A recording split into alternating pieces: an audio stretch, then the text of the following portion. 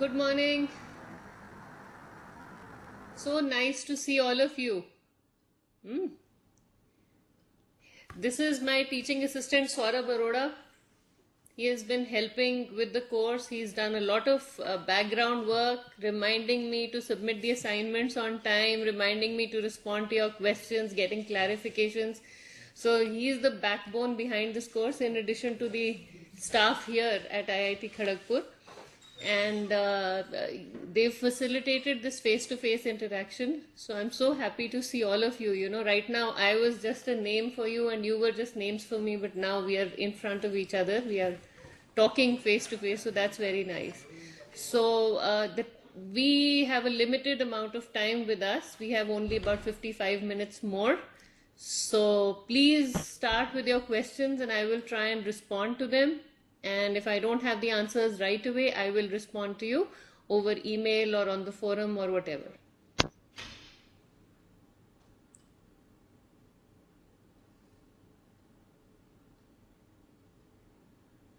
Can we have the first question, please? Ma'am, till now the students haven't come in this time.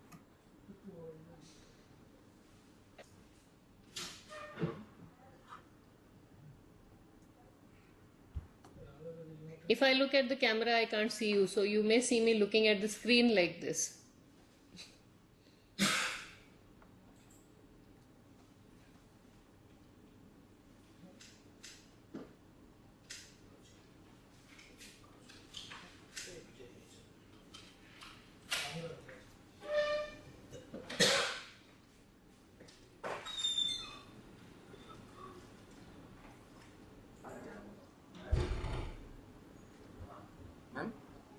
Yes.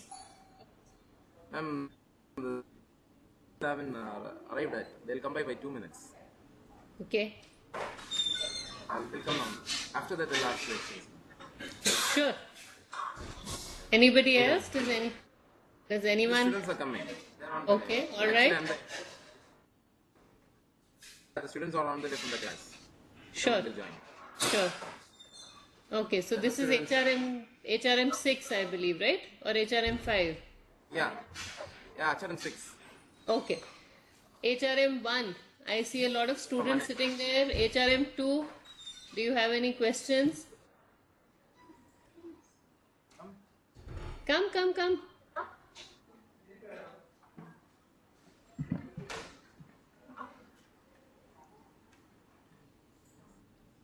This is exciting, huh? Lovely. Good morning. Good morning. How are you? Good morning. Morning. This is I'm sorry, I didn't get your name. This is who? Sindhuja. Sindhuja. Yes, Sindhuja. What can I help you with? Actually, I have 10 questions, ma'am, and it's like we are really very happy set. I'm sorry, your voice is breaking up. Monisha. Monisha. Good morning, ma'am. Good morning. Yeah, I'm Sindhuja. Yes, Sindhuja. Our semester is good with HR. So the classes, what we are hearing in the sessions, what we are hearing in the classes are very, like, they can be comparable with your classes also. So it is very easy for us to cope up with our sessions also. And thank you so much, ma'am. Thank you so much for listening. Yes, ma'am. Thank you so much. And they helped us a lot for us.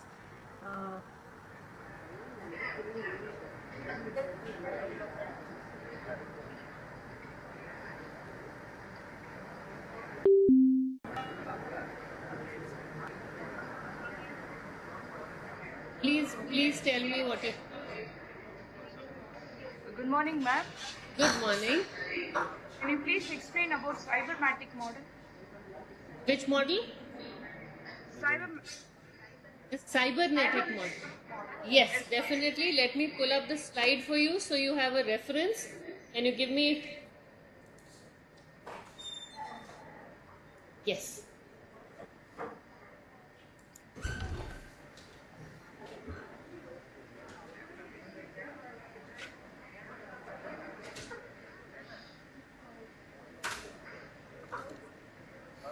previous slide.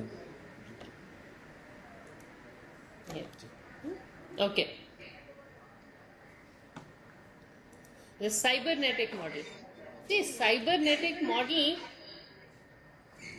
treats the whole human resource system, the whole human resource function like a system. You know, we are like a machine. Different parts of the machine do different things. We put in whatever we have in terms of our knowledge, the resources, the skills people bring with them. Then the throughput is the behaviors that are a result of this input. So if you have knowledge and you have skills and you bring with you some attributes, the way you use these knowledge and skills and attributes and abilities in doing your work becomes the throughput. Now, after you use these, there is some amount of output. Okay, in terms of your productivity, you may know a lot of things, but if you don't use them right, then the productivity is low. Okay, you may say you may have a PhD in negotiation skills, for example, but if you're not able to finalize a deal, then that PhD is real value here. You say you have certification in designing the most effective pay systems, but you are not able to satisfy your employees in terms of how you compensate them for their skills. So you still use the same formulae that you were taught, but for some reason you're not able to contextualize those formulae, and the output is not what the organization wants it to be. Okay, so that is where the disconnect may happen. So it's like a system, and the firm's strategy forms the basis of everything you do. What is the firm aiming towards? What is the vision? What do they want to achieve? How much do they want to gain out of the efforts they are putting in? So everything is structured around that. And I taught you a concept in towards the very end of the course that sort of centers around that tells you that everything that the organization does centers around the vision and strategy. Do you remember which concept I'm talking about? Balanced scorecard. I taught you about the balanced scorecard.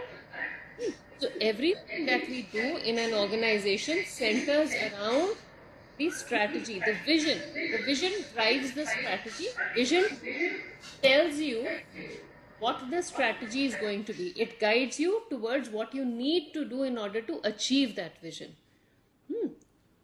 So you say, okay, all of us are going to get together in A, B, C, D, E ways, and we are going to achieve this vision. And then in order to do that, we break up the back end into various steps.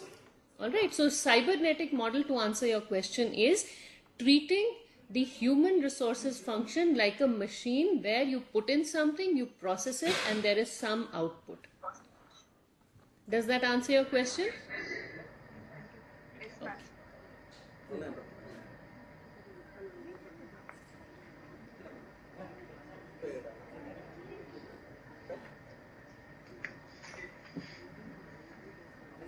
Anybody else?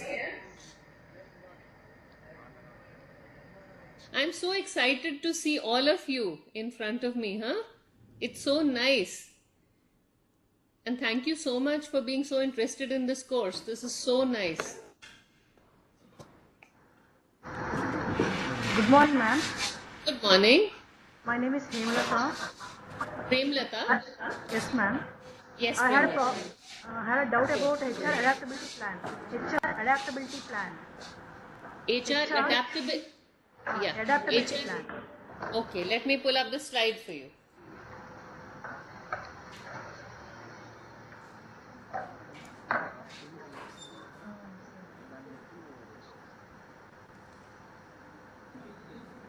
One second.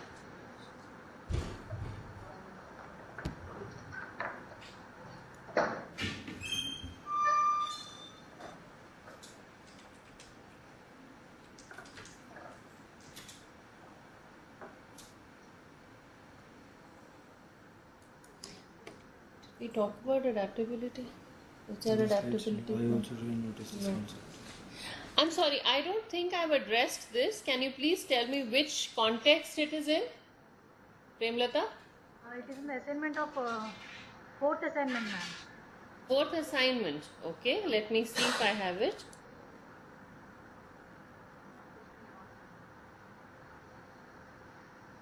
Okay, yeah, that was HR adaptability plan. It actually refers to the ability of the human resources management system to adapt to the needs of the employees, but we did not discuss it in detail. HR adaptability is very pluralistic in nature. When we say HR adaptability plan, the plan, again, very few organizations have this, and according to this plan, the organization caters to the needs of each and every employee, and does not really focus on the needs of the organization as such. The top priority is the needs of the employee. So in doing so, the organization ends up losing out on its profits a lot of times. Okay, but this is not really covered in the explanation, so you don't need to worry about it. I had just put that word in to throw you off balance. Okay, just to confuse you. Sorry. Yeah. And another question, ma'am. Yes. It is about utilitarianism. Sorry? Utilitarianism. Third Same assignment. assignment? Third question. Third question. Same assignment. No, fourth assignment, utilitarian ethics. Yes. Yes, ma'am. What with it was confusing about first option, second option.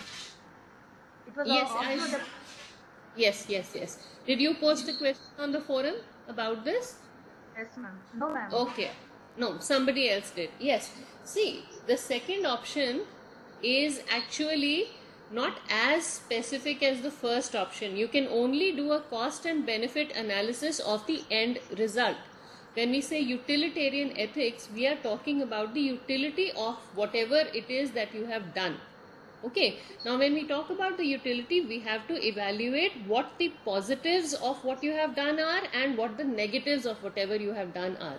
So it is actually an assessment of the end result. When we say cost benefit analysis, we are talking about the assessment of the end result, not just the end result as you see it. That is why the first option is a better fit. If the first option had not been there, then the second option would have worked. Thank you, ma'am. Does that answer your question, Premlata? Yes, ma'am. Oh, all right. Thank you. Thank you. Good morning, ma'am. Good morning. Ma'am, can you explain the uses of performance management system? Uses of performance management systems, definitely. What is your name? Pavitra, ma'am. Pavitra. Okay, Pavitra ji. Uses of performance management system. You tell me, what are the uses of performance management systems? Do you want to give it a shot? Yes, ma'am. Try it. Promotion, Huh? compensation, Very good. And you're absolutely right. Sorry? Go ahead. success in the Success, yes, absolute. Huh? Succession planning, yes. Succession planning, yes. What else? appraisal, Appraisal. There you go. What else? Huh? See, you know the answer already.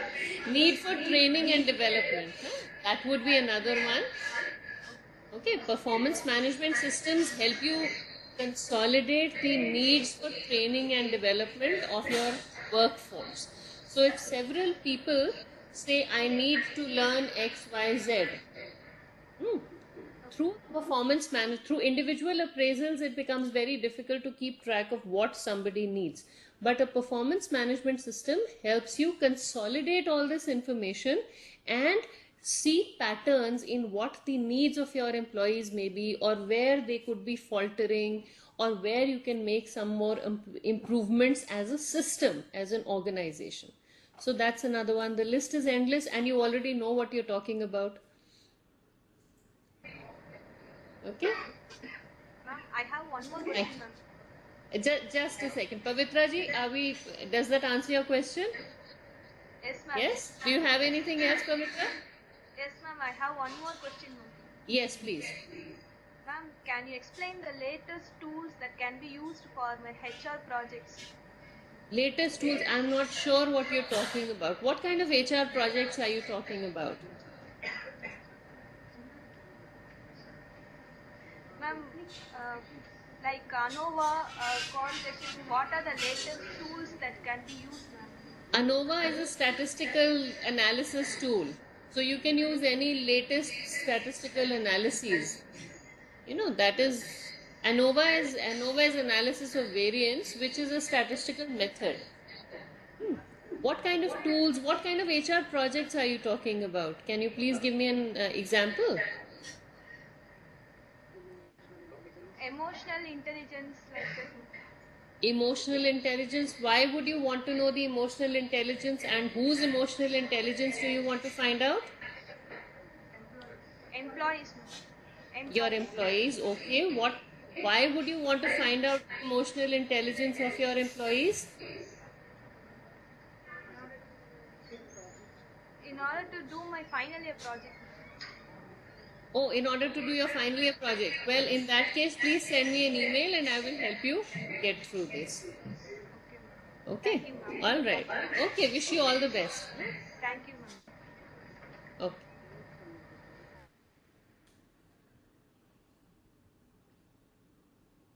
Sweet.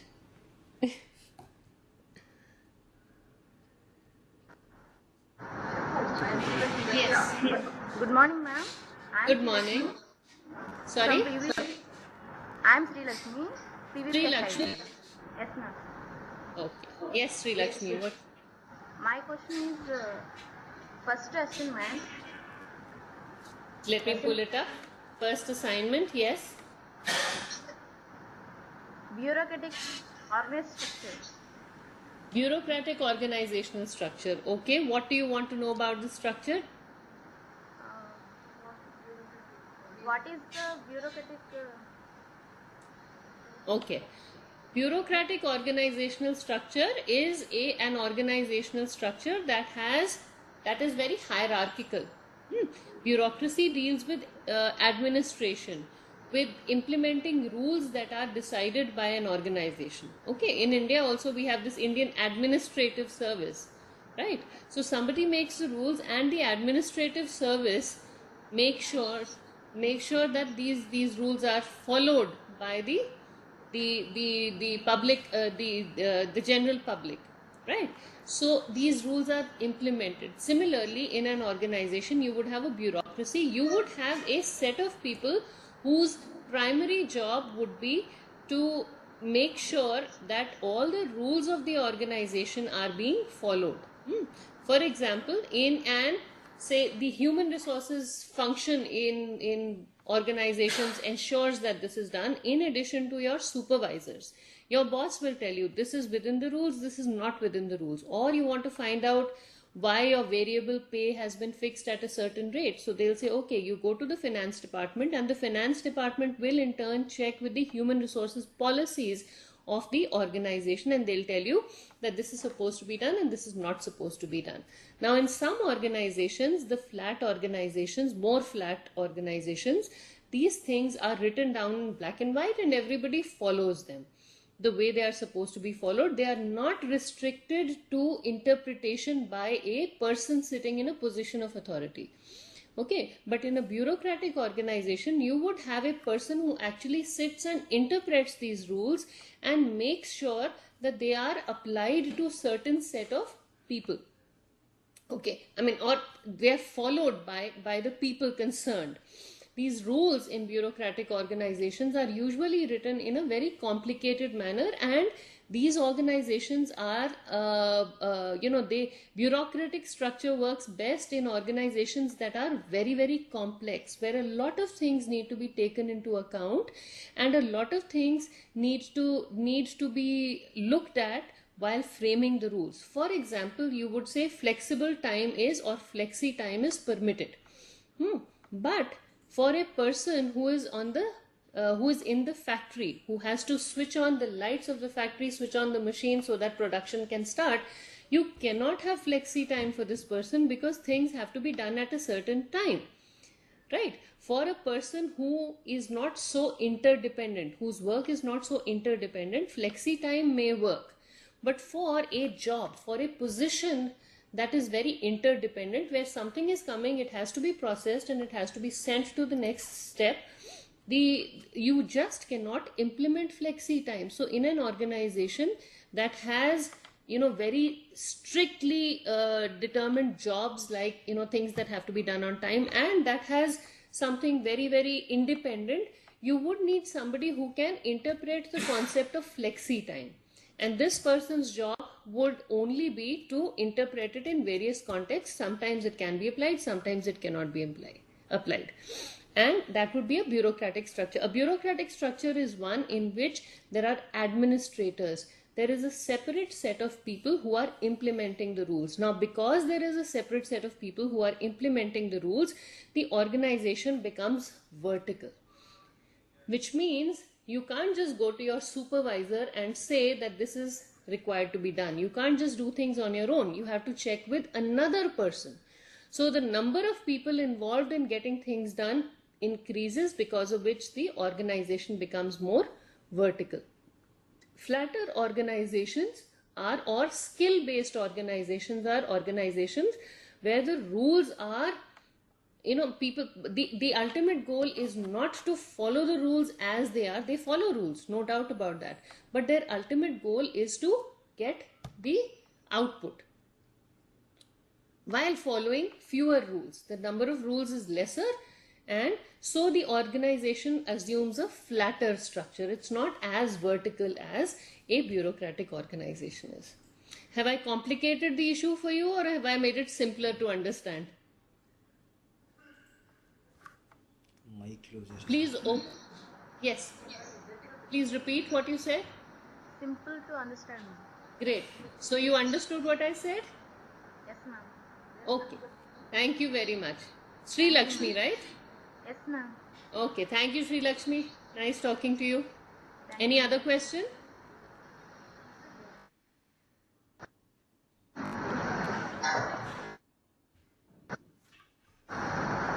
Small question.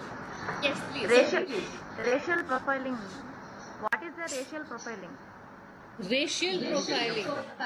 Racial profiling is a very painful concept in today's world. Racial profiling is when somebody decides what you can and cannot do based on their interpretation of your race. For example, when we Indians go to a Western country, many times people who are not aware of what people look like and what their what they may or may not be capable of doing, they may see all Indians as South Asians, or sometimes Indians, just because of their skin color and color of hair and the way they dress up, are classified as undesirable people. I will not use any word more than that, but they say you are all, all Indians are bad, for example. They'll say all Indians are crooks, all Indians are corrupt. They see one person and they say everybody who looks like this one person is bad. That is racial profiling. Racial profiling can be positive conceptually. So we can say, okay, all tall people can become good actors.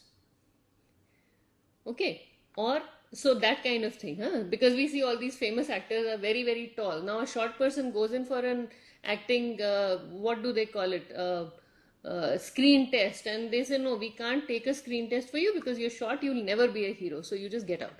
Just because of the person, the way the person looks, you just profile the person and you say you belong to this race, you belong to this community, so you will be doing this and you will not be doing this. But racial profiling is usually done in a very negative context. It has a very negative connotation. So we say because you belong to a particular race or community, you will do this bad thing without even checking the antecedents of the person concerned. They just put this person into this very undesirable category. Okay, ma'am. Thank you. I'm sorry, I can't be very specific here because it will be politically incorrect to do so. But you understand what I said, huh? Yes, ma'am. Understand. Thank you. Thank you, Sri Lakshmi. Thank you, ma'am. Okay.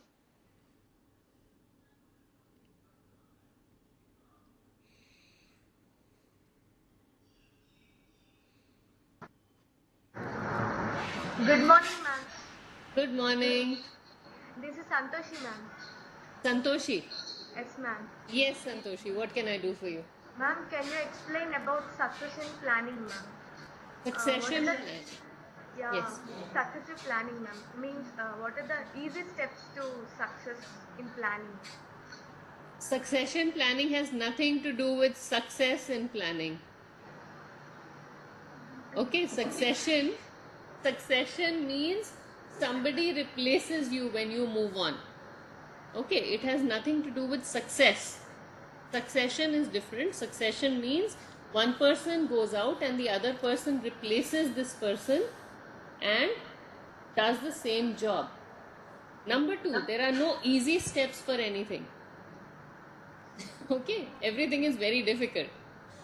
Succession planning is that when you train a junior person to come and take over your responsibilities, usually a junior, but when you train another person to take over your responsibilities so that you can go and do something else in the same organization, that is succession plan. Okay, and various ways of doing that are there. All the information is there on your slide, so I'm sorry, I will not go into things that are already mentioned there. But succession is different from success, though both are aimed at success. Okay? Alright. All the best. Hello, ma'am. Hello, Pavitra, right? Yes, ma'am. Yes, Pavitra ji. What can I? Ma'am, can you explain what is union suppression strategy, substitution strategy, ma'am? In Okay, let me week pull up. 5, assignment 6. Sure. Assignment 6. The last assignment, yes.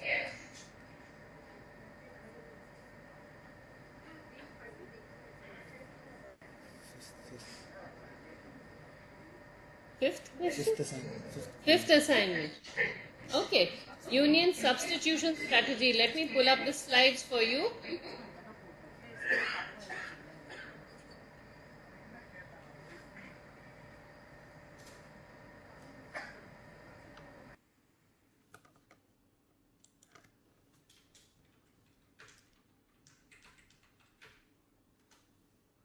Okay.